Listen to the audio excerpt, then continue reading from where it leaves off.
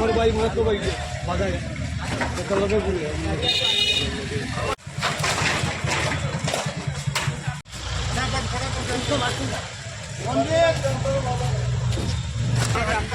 হিটে উড়ে দিত। আমি তো বলছি আমি বাড়িতে হিটে উড়ে দিলাম।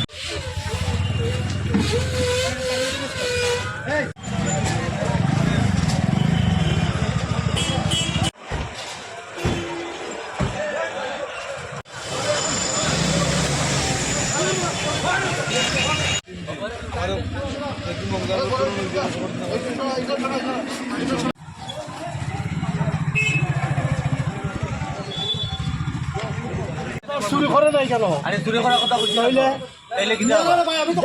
সব মাল নিয়ে যাও তুই গেল তুলে নিবি। আরে না তো করি গেছি তুমি তো ফুটে কিনে আনছ না জিনিস হইতো না কইছি না তাইলে আবার কিটা হইতো তো যাই আবার কিটা এত কথা কেন?